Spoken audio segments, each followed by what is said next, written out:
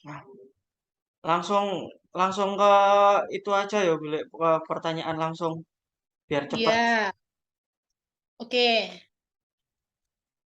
Ini anu ya, eh, tak panggil Buatik ya. Oh no, masa ya liyane isin aku ketok tuwek Ram. Soalnya ditranskrip ya nanti nek tak anu kok kelihatan itu. Ya, oke, aku ya arep ngomong ngono mau. Ah, Mbak apa Bu ento? Aja ah iya. bule. Oke. Aman aman, siap. Ya, Baik, langsung saja. Assalamualaikum warahmatullahi wabarakatuh. Waalaikumsalam warahmatullahi wabarakatuh. Baik, sebelumnya terima kasih Bu Adik. Di sini kami akan melakukan wawancara tentang apa itu konsep kesehatan menurut jenengan. Nah, baik langsung saja kita masuk ke pertanyaan yang pertama ya. Ya, Jadi, apa arti kesehatan dan juga bagaimana konsep kesehatan itu menurut jenengan? kalau arti kesehatan bagi saya itu berarti eh, saya itu bisa melakukan apa saja, terus bisa makan enak, terus tidak ada keterbatasan dalam diri saya. Contohnya, oh nggak ada nyeri, nggak ada pilek, nggak ada panas, istilahnya apa ya? Tidak ada yang berbeda dengan diri saya setiap hari. Itu ya, itu berarti saya sehat. Nggih, nggih, nggih. Terus menurut Bu Ati itu sehat itu secara fisik atau harus sehat secara mental juga? Kalau menurut saya sehat itu secara fisik dan secara mental karena untuk sehat fisik kalau mental kita terganggu nanti ujung-ujungnya fisik kita juga sakit. Misalnya kita apa nggak bisa tidur malam-malam otomatis besoknya mungkin tensi jadi tinggi.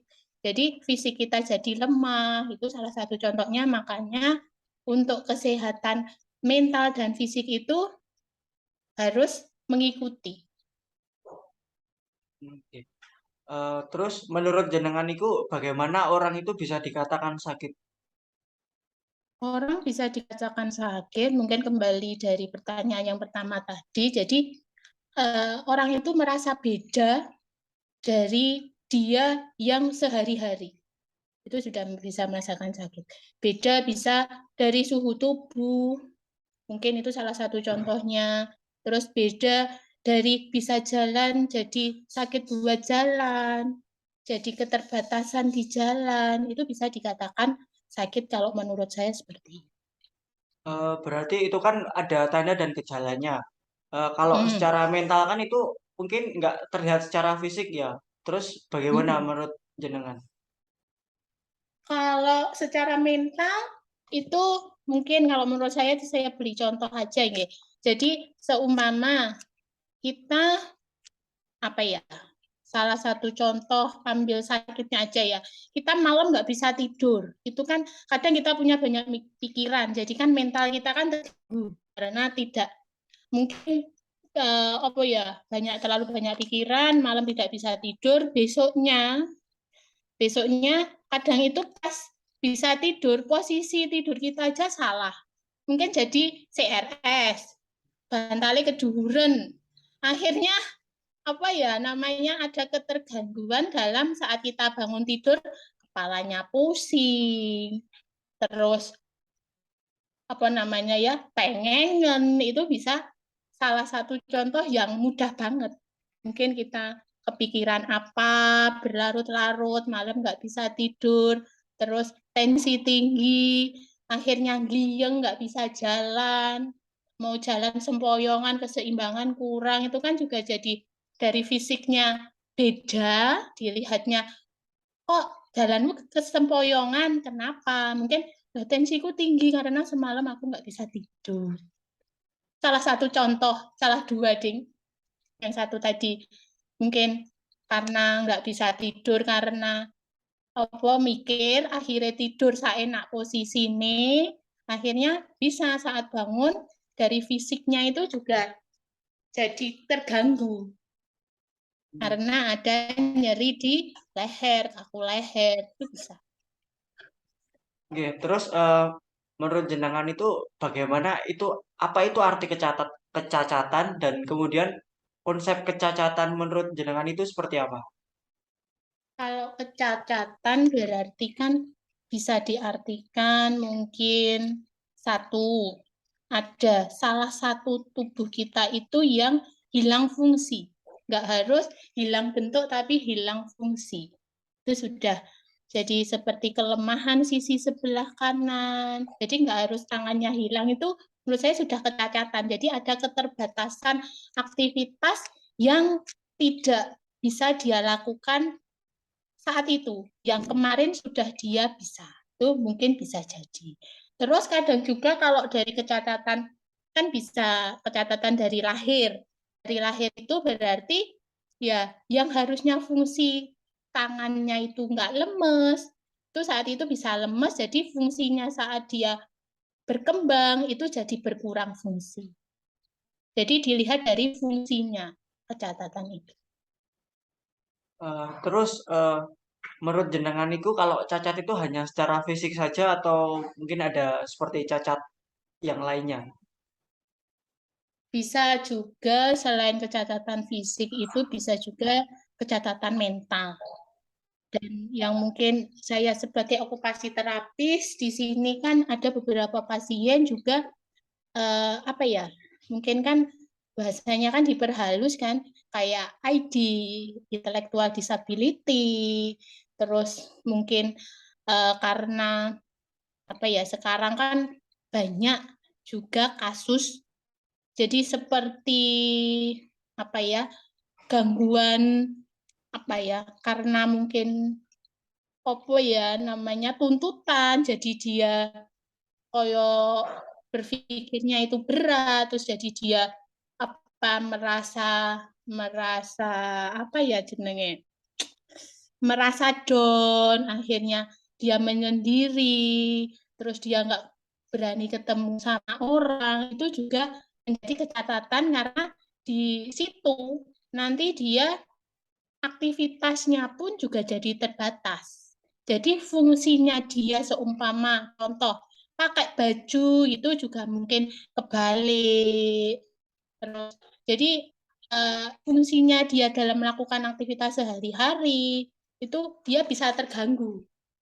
Walaupun dia hanya kena mungkin kecacatan mental, fisiknya nggak apa-apa, tapi kok ini dia ada seperti depresi, dia kemampuan berpikirnya memang nggak apa ya, nggak tekan gitu, dia di situ bisa jadi kecatatan juga karena fungsi dari dirinya untuk melakukan kehidupan sehari-hari itu berkurang. Oke, oke. Berarti kalau cacat secara mental itu nggak hanya maksudnya tidak harus terlihat secara fisiknya juga. Berarti dalamnya itu walaupun fisiknya sehat, tapi mungkin dalamnya kayak pola pikir, terus dan yang lainnya itu bisa terkena juga nggih, Bu? Hmm, iya. Jadi dari kemampuan berpikirnya juga itu jadi merubah fungsi dari kehidupan dia. Jadi mungkin nanti dia tidak bisa mandiri, butuh bantuan. Jadi mungkin aktivitasnya orang itu kan banyak sekali ya. Jadi mungkin nanti satu contoh aktivitas apa mungkin dia susah itu sudah jadi kecatatan mentalnya dia karena mental catatan karena catat mentalnya jadi fungsinya jadi berkurang. Nggih. Baik, sekarang kita masuk ke topik HIV nggih, Bu. Bagaimana sudut pandang jenengan sebagai okupasi terapis, apa itu penyakit HIV? Mungkin bisa dijelaskan secara singkat dan menurut sepengetahuan Anda. Oh, kalau menurut saya HIV itu kan human immunodeficiency virus ya. Jadi eh, langsung ke pasiennya aja. Saya pernah dapat pasien HIV, tapi dengan ekausa. Jadi dia dia awalnya HIV karena imunnya turun, terus dia jadi kena serangan stroke. Jadi tensinya tinggi, kebetulan dia masih muda, umur, tak kasih contoh pasienku sekalian ya, boleh? Boleh, boleh. Boleh. Boleh, Bu. Jadi sekitar 30-an. Jadi dia di situ memang kalau di rumah sakit saya itu sudah ada tandanya sendiri ya. Jadi saat itu dokter rehab itu merujuk ke OT dengan bilang, Mbak sudah ada tandanya sendiri. Oh nggih dokter, jadi sudah ada kayak clue kalau ada pasien seperti itu.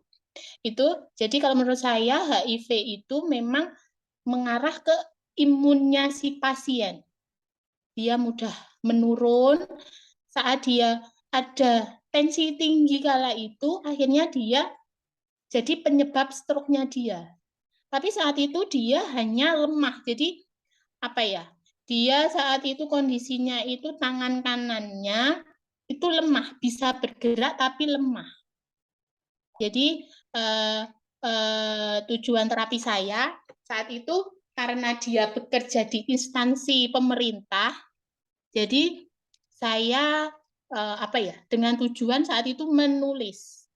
Karena saat saya tanya pekerjaannya apa, pekerjaannya biasanya ngapain itu, ternyata banyak nulisnya di situ. Jadi memang pas kondisi itu masnya itu nggak kelihatan banget kayak, kan memang HIV kan nggak kelihatan kalau itu HIV gitu ya.